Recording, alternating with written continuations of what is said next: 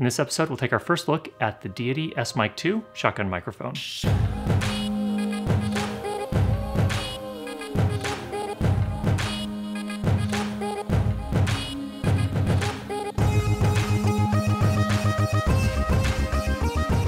A couple things before we get started on the overview. Number one, all of this is recorded with the Deity S-Mic 2, which I have right here in a room that's untreated. It's just a household bedroom, and it is recorded into the Sound Devices 633. I haven't done any post-processing except to loudness normalized to -23 LUFS, which is a European TV broadcast standard for loudness. The reason I did that is I wanted you to be able to hear exactly what it sounds like directly out of the recorder. First off, what's the intended use for this microphone? Really, I would say number one use is for outdoor dialogue and sound effects. You could also use it indoors like I'm doing here if you're working in a room that's not particularly reverberant.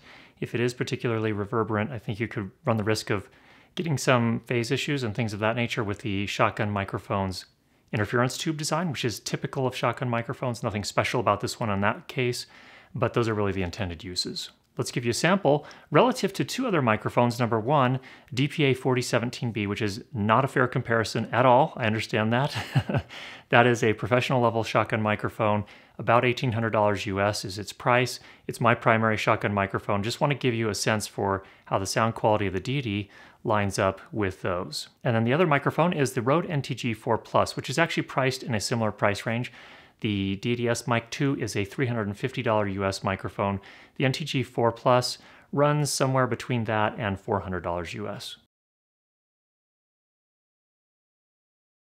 Here are a quick comparison. I'm using three different microphones. First of all, we have the Deity S-Mic 2, which is the new microphone we're testing here. We have the DPA 4017B.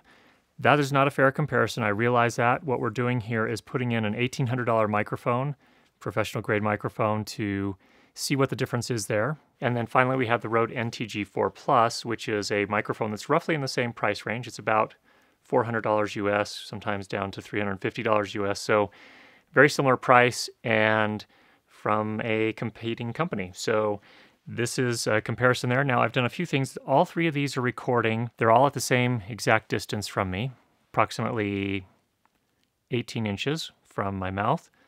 And we are recording all three of them into my Sound Devices 633. We're shooting in a location that is very quiet. It's in my basement. Everything is off. Nobody else is home. I'm surrounded by sound blankets on three sides. And what I'm hoping to do here is get a sense for the overall noise performance of these microphones as well. We're all recording into the Sound Devices 633. They're all gained so that they're all peaking at about 0 dBu, which is roughly -18 to -24 dB full scale. And it's interesting, the gain is different. So the microphone that needed the most gain to do that is at probably 130 on the dial here. And that is the RODE NTG-4 Plus. The DPA 4017B was not far behind. It's at probably 1 o'clock, and then the Deity is probably at 11 o'clock or 11:30 maybe. So it was the Deity that seems to have the hottest output signal of those three. All three cases we're using Mogami Gold cabling, so we're not skimping on cabling, and this is what the difference sounds like. I'm going to go ahead and give you a few moments of silence.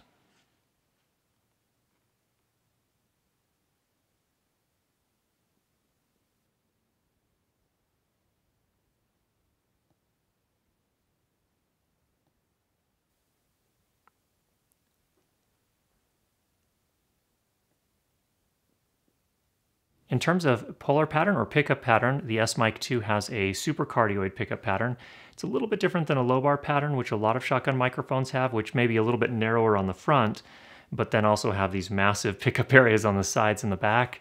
This one takes a more conservative approach where it picks up on the front and off to the sides of the mic just a little bit, but then doesn't pick up quite as much in the back. Let's give you a little sample here. What I did is I used my Minirig, this little speaker. It's a Bluetooth speaker, and what we did is we moved it around the microphone so you could hear how it picks up the different frequencies as they move off axis from the front of the mic. Now, the reason I use this particular Bluetooth speaker is that it can produce bass frequencies down to about 50 hertz in my tests. So it's not perfectly accurate, but it is good at producing those lower frequencies, which is important when you're doing this type of test because you want to see how the low frequencies are attenuated as it moves around the microphone versus the high frequencies, so the bass versus the treble. Let's take a listen.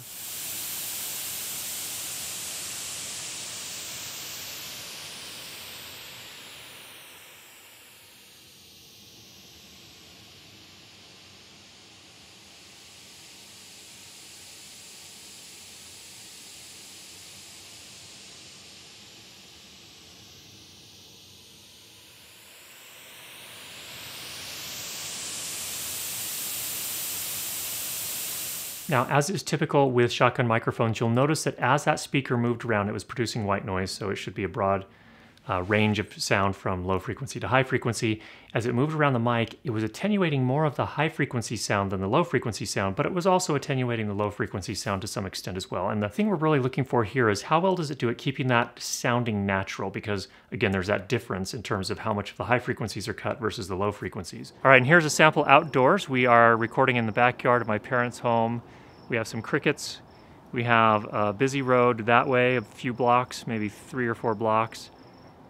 There is an airplane path overhead. And this is the main idea with this recording, is to see how much of this overall ambient sound it can reject. But what you do want is you do want to be able to isolate the voice for the most part and then kind of control the ambience so it's not competing with the dialogue. You can hear some cars off to this side that are kind of revving their engines. Someone with like a straight tailpipe with no muffler, it sounds like.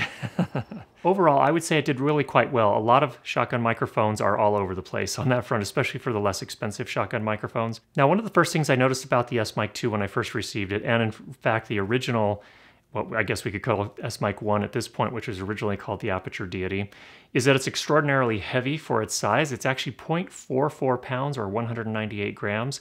That's because it's made with an all brass body. So that translates into incredible durability. So you can kick this thing around, drop it, it's still probably going to be just fine. One of the other nice benefits from having an all brass body is that you get some nice shielding from radio frequency interference. Let's have a listen here where I used Wi-Fi, Bluetooth, and made a cellular call with the Wi-Fi and Bluetooth turned off.